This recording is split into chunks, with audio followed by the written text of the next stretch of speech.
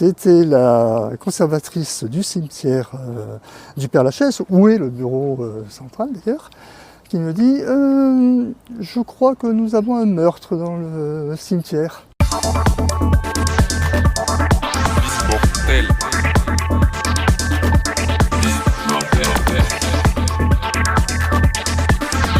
Mortel. Mortel. Vous écoutez Visite Mortelle. Le samedi 21 septembre 2024, nous avons donné rendez-vous à Marc Faudot, au cimetière du Montparnasse à Paris. Marc Faudot est aujourd'hui retraité, mais il a dirigé pendant 4 ans le service central des cimetières parisiens. En 2023, il publie aux éditions Duno le livre « Les cimetières, des lieux de vie et d'histoire inattendues », où il compile définitions, histoires et anecdotes à propos des cimetières qu'il a arpentés toute sa vie. Il a fait le déplacement depuis le Pays Basque où il réside désormais pour nous partager son expérience lors d'une balade de 2 heures. Nos échanges furent très intenses et intéressants. Nous avons décidé de scinder l'ensemble en 2 épisodes. Voici la première partie. Bonne écoute! Je suis Marc Faudot, maintenant retraité. J'étais architecte au début, puis l'architecture ne voulait pas me nourrir, et donc je suis rentré à la ville de Paris. Et à la fin de la carrière dans la ville de Paris, j'ai eu la chance d'être nommé responsable du service des cimetières de la ville. Donc c'était une expérience extraordinaire. Les cimetières, c'est quelque chose qui m'intéressait depuis longtemps, sans que je sache très bien pourquoi. Quand j'étais étudiant, c'est vrai, à Toulouse, je passais par un cimetière parce que c'était un raccourci, que c'était plus facile. Et à force de passer, je me suis bien regardé, à voir les tombes, ce qu'il y avait aussi d'artistique, un petit peu ce qu'étaient les gens qui étaient là. Et finalement, c'était plus un raccourci parce que je passais plutôt plus de temps. Donc j'avais cette notion, on a après, je dis on parce que j'ai la chance d'avoir une épouse qui a épousé mon intérêt pour ce sujet. Et quand on se promène, quand on voyage un peu, on va régulièrement voir des cimetières. Et puis j'ai eu cette chance extraordinaire pendant 4 ans de diriger le service des cimetières de la ville de Paris, qui permet de voir tout le reste, tout ce qu'on ne voit pas quand on se promène dans un cimetière, tout le travail qu'il y a, ce que font les gens. Les cimetières, c'est un domaine considérable, petit domaine, puisque ça consiste à travailler sur le sujet de la mort et du lieu où l'on met les morts, mais ça couvre un grand nombre de sujets.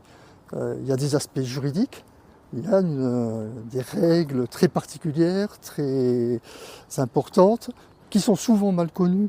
Et malheureusement, ça amène à des situations assez terribles quand on dit à une famille, non, vous ne pouvez pas inhumer telle personne, cette tante, etc., parce que vous n'avez pas de droit sur la sépulture. C'est très difficile à faire comprendre. Donc il y a cet aspect juridique qui est moi je trouve très intéressant aussi. C'est une petite entreprise parce que là, on est dans le cimetière de Montparnasse, on voit effectivement les tombes, mais il y a des espaces verts, il faut les entretenir. On marche sur une route qui s'entretient également, il y a des bâtiments, il y a des arbres, il y a beaucoup de verdure, de plus en plus depuis qu'on a arrêté les phytosanitaires. Ça demande aussi d'avoir beaucoup de jardiniers qui interviennent.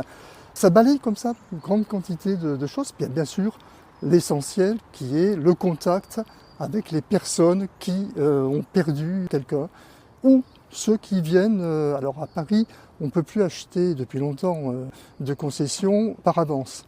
Mais dans beaucoup de communes, on peut acheter par avance. Et donc les personnes qui travaillent voient arriver des gens qui viennent pour préparer leur mort, ce qui n'est pas si simple que ça. Pour les gens qui travaillent de l'autre côté, qui sont là juste pour enregistrer, pour faire, tout le temps parler de cela, c'est pas si simple. Il y en a qui passent toute leur vie d'ailleurs. D'une façon générale, sur tous les sujets, Paris n'est pas différent des autres villes, sauf que d'abord, ça a une dimension que l'on ne retrouve nulle part ailleurs. Et c'est souvent la grande différence, elle se fait sur les volumes que l'on peut avoir à gérer, quel que soit le sujet.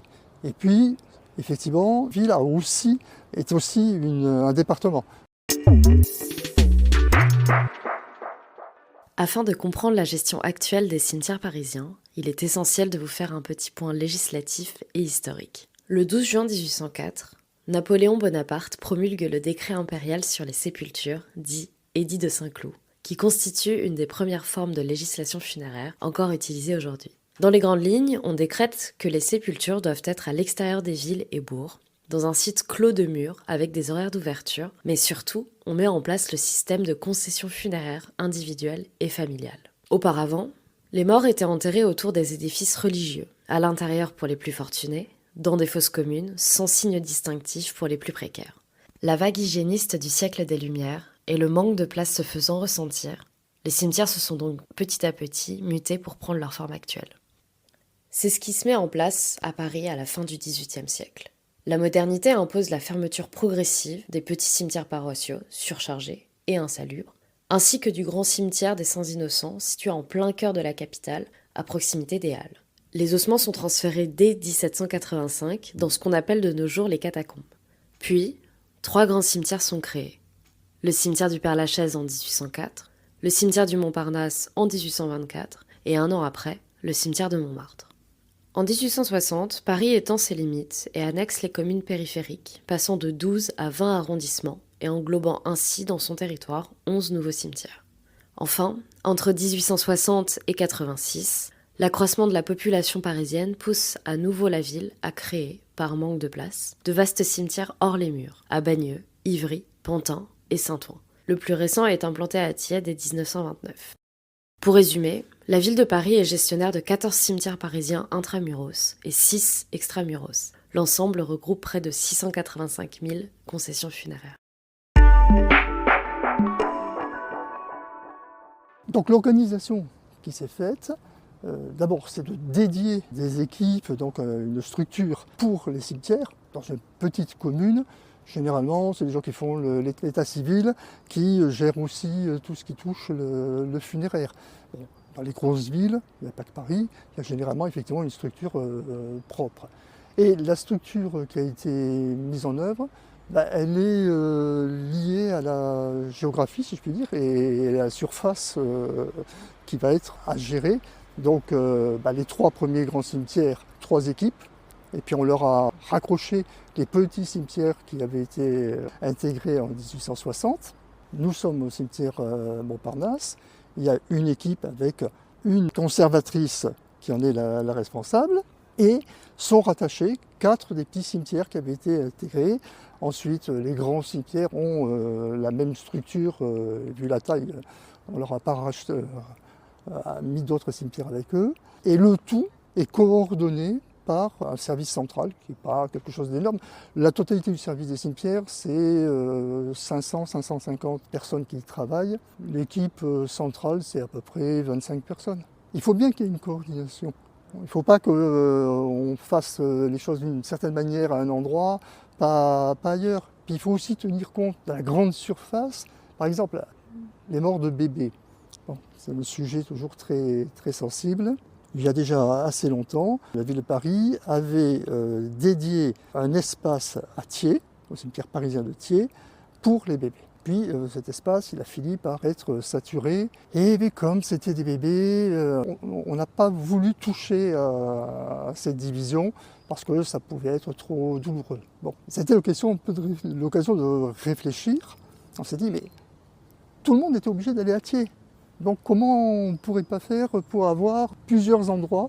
Donc on a fait des espaces plus petits. Je me souviens que c'est le cas pour Ivry. On a fait un à Saint-Ouen et on a dû en faire un espace également à Pantin. L'idée c'était un peu de trouver des possibilités pour que les gens n'aient pas à traverser ou à faire tout le tour pour se rendre sur la tombe de la personne.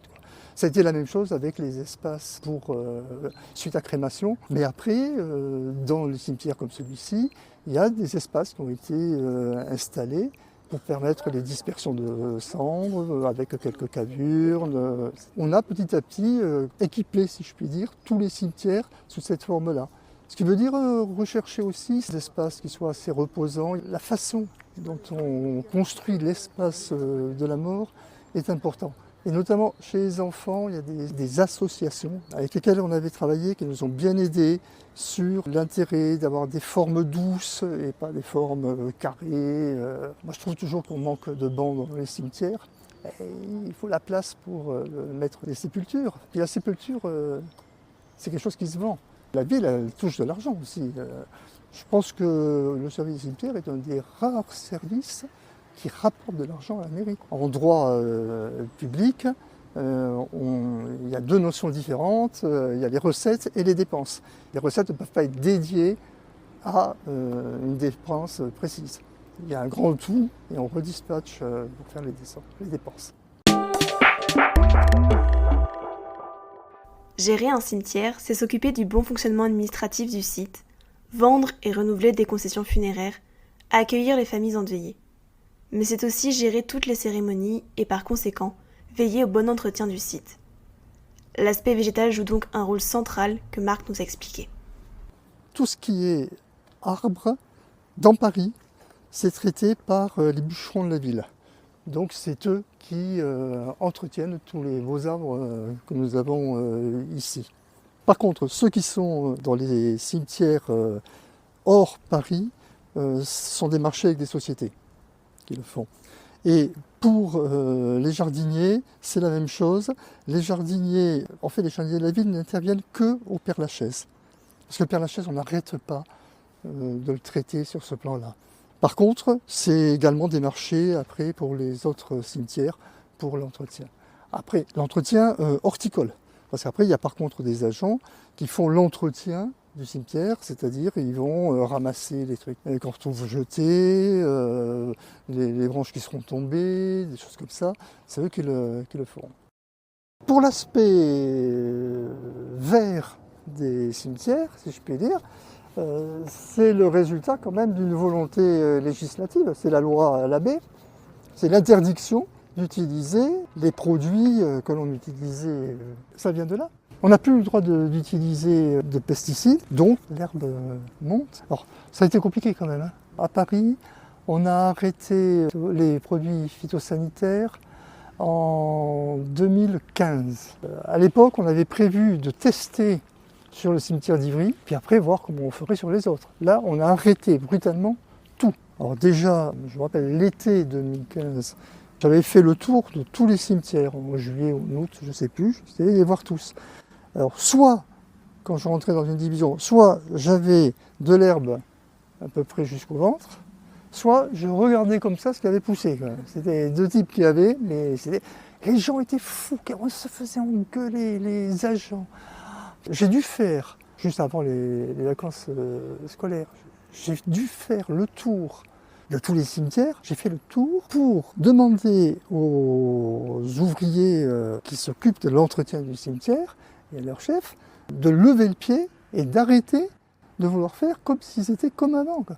Ils ne voulaient pas. Il y en a qui ont reporté leurs vacances pour pouvoir continuer à travailler parce que ça allait être trop moche, quoi, trop envahi. Quoi. Et on disait, mais de toute façon, quand vous allez être malade et vous allez tous avoir une maladie, on ne sera pas mieux. Donc on fait. Par contre, il y a eu des matériels plus efficaces, des manières de procéder. Bon là, on a été bien aidés sur ces sujets-là. Et puis, quand le temps passe, souvent la nature se régule aussi un peu. Là où il y avait des envahissements, ça redescend. Je rappelle la responsable, c'est une personnalité, une forte personnalité, à ce moment-là, qui est en retraite maintenant, qui me disait Monsieur Fodot, ici, c'est toujours tapis rouge. Il faut faire tapis vert. Pas fait tapis vert, non. Rouge. Non, on est passé au tapis vert, voilà. Je crois que c'est pas encore totalement accepté. La dernière fois que j'étais allé à Ivry, j'étais passé, je lui ai dit, le cimetière est magnifique. Il m'a dit, faites vite une note pour dire que vous êtes content. Je veux dire, on se fait engueuler toute la journée. Alors qu'elles oubliaient, ou alors elles n'avaient peut-être pas connu, pour les plus anciennes, elles oubliaient que toutes petites filles, les cimetières étaient remplis d'herbes et qu'on ne régulait rien du tout, et que l'apparition des phytosanitaires, ça a été bien plus tard. Donc, les photos, les vieilles photos de cimetières, pas terrible quand même, hein, la situation.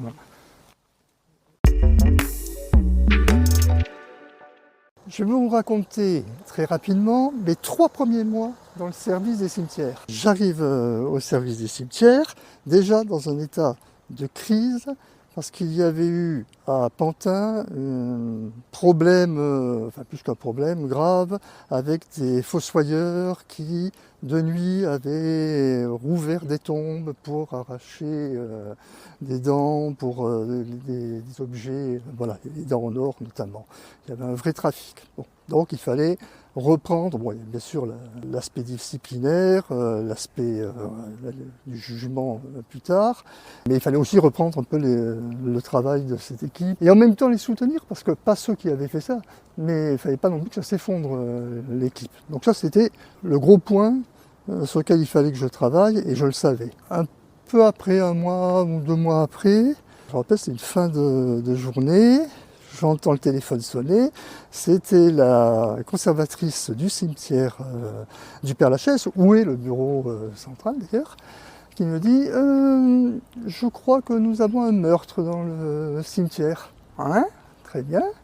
Et ben oui, finalement, il y avait c'est un couple d'Américains qui a trouvé un mort. Les gardiens sont intervenus, la police, etc. On avait la police jusqu'à minuit pour faire les prélèvements et tout. Le pauvre homme avait été fracassé, le crâne fracassé, c'est un truc assez épouvantable. Et donc, bon, il y a l'histoire de ce jeune complètement, quand il a été jugé, il ne répondait que par oui ou non, il n'a jamais parlé, il n'a jamais dit pourquoi il avait fait ça. Mais il était très bien connu de l'équipe du Père-Lachaise, parce qu'il y avait déjà eu des problèmes. Et plusieurs fois, les gardiens de Père-Lachaise avaient appelé la police, et puis bon, il était pris, et puis 2 jours après, il était revenu, quoi. C'était ça. Et je me souviendrai toujours, parce que ça, c'était marquant. C'était un jour férié, lequel c'était un jour férié. Bon, la veille du jour férié, le lendemain, jour férié, le cimetière il était ouvert. Et donc le responsable de l'équipe de surveillance avec son adjoint m'ont raconté, parce que je suis revenu les voir dans l'après-midi, il ne fallait pas lâcher l'équipe, il m'a dit ce matin on est monté un peu plus tôt pour voir si on pouvait vraiment laisser, enfin, comment était l'espace. Et la police, elle prend ce qui l'intéresse pour savoir ce qui s'est passé dans les empreintes, etc. Elle ne fait pas le nettoyage, si je puis dire. Donc eux m'ont quand même bien fait comprendre qu'ils avaient ramassé le sang, des morceaux de crâne, des choses. Et c'est le plus important après, c'est la gestion avec l'équipe, comment, parce que faut dire que les agents, ils avaient peur ensuite. Hein. C'était quand même assez terrible. Et pour finir les 3 premiers mois, nous avions en construction à Thiers le nouvel ossuaire. Et là, on apprend qu'il y a eu de l'archéologie préventive, qui n'a pas vu de choses très intéressantes, si ce n'est des Allemands, des costumes allemands, etc. Et donc, ils bloquent les travaux. Ça a duré 6 mois quand même, à peu près. Or, nous, on était limite de tenir avec le Père-Lachaise qui était déjà archi plein, quoi. On ne pouvait plus. Et il a fallu, j'étais obligé d'interrompre toutes les exhumations dans certains cimetières. On a gardé un petit goutte à goutte, parce que si on avait exhumé, on n'était plus capable de mettre dans l'ossuaire. La loi permet aux communes, si elles ont plusieurs cimetières, de réunir les exhumations dans un seul de ces cimetières. Puisque Paris était le premier à faire, tout simplement parce que c'était la capitale, c'est là qu'était le maximum de décès. Dès que ça a été possible, avec les reprises de ce qui était perpétuel, pendant très longtemps, c'était une pente assez douce, l'occupation. Il y avait 3 niveaux, ça ne se voit pas du tout, hein, mais il y a 3 niveaux, il y avait quand même beaucoup de place et ça se passait assez tranquillement. Par contre, effectivement, avec l'augmentation de la crémation, c'est là que ça s'est joué. Avec la crémation, on a eu aussi des pressions très importantes des communautés religieuses. Pour certaines religions, la crémation est impossible, notamment musulmans et juifs. Donc, ils ont demandé à ce que, en aucun cas, même après exhumation, qu'en aucun cas, on ne brûle les corps Donc on avait vraiment cette demande que les politiques voulaient accepter. Seulement la loi, elle est claire, on ne peut pas faire de distinction en fonction des conditions dans lesquelles les gens sont morts ou des religions auxquelles ils appartiennent ou des pas de religion d'ailleurs. Donc si on se met à ne pas mettre en crémation les corps qu'on a exhumés, eh ben, il faut bien les mettre quelque part. Et surtout, on ne peut pas le faire pour l'un et pas pour l'autre. Et donc c'est toutes les exhumations qui sont ensuite envoyées à l'ossuaire. Et là, on a complètement bouché l'ossuaire. Et celui qui est actuellement fait, d'après ce que mon successeur m'a dit, je crois que d'ici 10-15 ans, ils seront obligés de faire une deuxième tranche. D'ailleurs, il y aura un jour où ça sera plus possible, quoi. Donc, au bout de 3 mois, j'avais trouvé que c'était bien parti. Après, ce qui est extraordinaire, c'est qu'il y a bien sûr ce qui est réglé, les réunions, les sujets sur lesquels on travaille, et puis il n'y a pas une journée, mais c'est vrai pour les conservateurs aussi, où il n'y a pas un imprévu. C'est très très vivant. Alors ça s'est un peu calmé après quand même. En tout cas, ça n'avait pas cette portée-là, heureusement. On a demandé à Marc de nous raconter un moment de sa vie en tant que responsable des cimetières parisiens qui l'a fortement impacté. Il a choisi de nous raconter une situation de crise, celle des différents attentats commis en 2015, notamment ceux de Charlie Hebdo, de l'Hyper Cacher et du Bataclan. Ce passage relate la gestion des corps et les funérailles des victimes, mais également des terroristes eux-mêmes. Si vous ne souhaitez pas l'écouter, vous pouvez avancer dans l'épisode à 28 minutes 40. Alors, ce qui a été le plus... Je ne sais pas si c'est le plus émouvant, encore que je pense que si, et le plus dur, en tout cas, ça a été en 2015. On a commencé par Charlie Hebdo. Charlie Hebdo, je ne vais pas dire grand-chose parce que moi j'étais en vacances à ce moment-là. C'est mon adjointe qui, les jours où ça s'est produit, je voyais à la radio, à la télé. Et quand je suis arrivé, effectivement, il fallait traiter la situation, mais ça n'avait rien à voir à ce qui s'est passé après. Pour le Bataclan et les terrasses, ça a été un moment très dur, très très dur. Très dur et par certains aspects un peu amer. Alors, le premier problème, c'est que on venait savoir ce qui s'était passé avec Charlie Hebdo et l'Hyper Cacher. Il y avait eu à peu près 15 jours entre le moment où les crimes avaient été réalisés et le moment où les corps sont sortis de l'Institut médico-légal. Ils ont commencé à rendre à peu près 15 jours après. Pour le Bataclan et les terrasses, on s'attendait à ce que ce soit un peu ce rythme-là. Et en fait, dès la fin de la première semaine, les corps commençaient à être rendus aux familles. Parce que le choix qui a été fait, je crois que c'était très intelligent, c'est que pour la grande majorité des corps, il n'y a pas eu d'autopsie. Ils les ont passés au scanner. Donc le soir, il y avait plusieurs hôpitaux qui recevaient les morts, on les scannait et ils voyaient les traces des balles, etc. Bon, ouais, mais ils n'ont pas eu à toucher les corps, ce qui a permis d'aller plus vite et ce qui a sûrement beaucoup soulagé les familles également. Mais on a été pris de vitesse. Pris de vitesse, en plus, c'est des trucs idiots, mais par exemple, il y avait un triangle, préfecture de Paris, la morgue et la ville de Paris, eh bien, on n'avait pas tous les mêmes informations. Quand les gens devaient être inhumés à Paris, la direction côté État ne le savait pas. Et nous, on n'a pas réussi à avoir, dans les premiers jours, la liste des gens qui étaient morts. Donc, c'était compliqué. On a bien compris que tout le monde n'allait pas être inhumé à Paris. Il y avait énormément de gens qui n'étaient pas parisiens.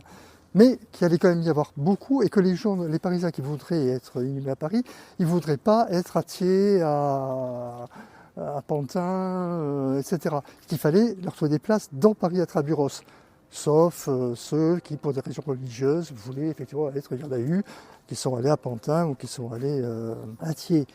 Et donc il fallait réserver des places. Ne pas savoir si la personne qui appelle, c'est au nom de... vraiment a perdu quelqu'un. Ben non, on s'est fait avoir pour un. Il y en a un, comme on n'avait pas, il a affirmé qu'il venait de perdre sa femme. On lui a donné une concession. On n'aurait pas dû faire. Bon. Après, on a réussi à se caler.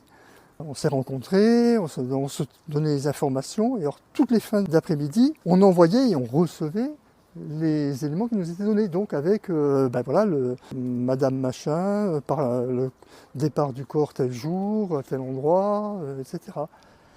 Et tous les soirs, reprendre. Et puis je sais pas, j'ai fait comme tout le monde. Moi j'ai lu les mini nécrologies qui étaient dans les journaux, qui les présentaient et tout. Plus tard, j'ai parlé de ça à mon médecin. Et lui il m'a dit, j'ai fermé la télé et la radio, on ne peut pas être le papa de tout le monde. Et il avait raison, mais c'était compliqué. Et il y a eu beaucoup de crémations. Les agents du Père-Lachaise qui étaient côté Gambetta, c'est eux qu'on voit, avant les agents du crématorium, tout le monde s'arrêtait, toutes les familles s'arrêtaient pour leur demander où était le crématorium. Je les ai vus quelquefois, mais à la limite... il y avait un grand-père qui demande comme ça, et puis il fait demi-tour, il repart, il fait demi-tour, et il sort les photos de sa petite fille, qui montre aux gardes, qui étaient à la porte. Et quand je suis passé c'était presque à midi, pour sortir un petit peu, les deux filles qui étaient là, elles étaient au bord des larmes. Ça, c'est un truc que je n'oublierai jamais. C'était très très puissant quand même. Là, on avait créé un numéro vert et tout a été concentré sur le service central. On travaillait avec les conservateurs, mais il n'y avait qu'un seul point d'entrée pour régler ce sujet. Mais là aussi, c'est quand même... il y a des gens qui sont venus travailler le week-end, etc., pour que ça continue à fonctionner. Enfin, c'était très lourd tout ça. Ça a été très lourd. Et puis le point un peu particulier sur ce sujet, c'est qu'il y a eu après à inhumer ceux qui avaient tué.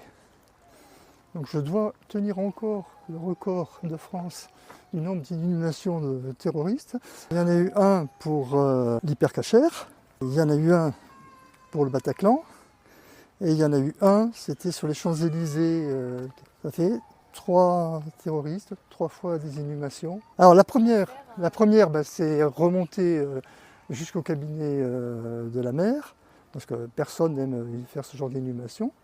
Et il y a eu une réunion avec son directeur. Et puis la direction juridique avait la même vision que nous. De toute façon, la loi prévoit que si on est mort sur le territoire d'une commune, on a le droit d'y être enterré. Donc la loi le voulait. Ils ont acheté les concessions, d'ailleurs, c'est pas du terrain commun, ils ont acheté. Je crois qu'on inhumait à peu près à 6h du matin. Et on était là-bas à 5h du matin. Inhumation à 6h pour que ça ne se fasse pas pendant que le cimetière est ouvert, on a refermé aussitôt après. Et puis on a demandé à ce qu'il n'y ait pas de signes distinctifs sur les tombes. Pas de nom. Puis c'est quelque chose qui a été... Ça peut paraître bizarre, mais qui a été assez nouveau, parce que il y a déjà eu bien sûr des attentats en France, il y en avait eu pas mal. Dans les années 90, là, il y avait eu pas mal dans les RER, etc. Mais la technique, c'était la bombe. Donc quand la bombe explosait, le terroriste n'était pas là. Donc il fallait retrouver, remonter. Donc c'était une dimension quand même différente. Alors que... Là, ça se passait, ils étaient présents, quoi. C'est eux qui étaient en train de donner la mort. Notre balade avec Marc a duré longtemps et on a beaucoup papoté. On vous propose de découvrir la suite de nos échanges au cimetière du Montparnasse la semaine prochaine. Ce sera un peu plus léger. Marc nous a présenté ses tombes préférées et raconté des anecdotes amusantes. En attendant, votre témoignage nous est précieux et on aimerait vraiment savoir ce que vous avez pensé de cet épisode. Alors n'hésitez pas à nous écrire directement en commentaire ou bien sur Instagram. Vous venez d'écouter Visite Mortelle, un podcast produit de manière indépendante par Raphaël Jaillet et Alexandrine Espinas. Si cet épisode vous a plu, n'hésitez pas à nous laisser 5 étoiles et à vous abonner. Retrouvez-nous sur les réseaux sociaux, @Visite Mortelle au féminin pluriel. À bientôt pour un prochain épisode. Mortel,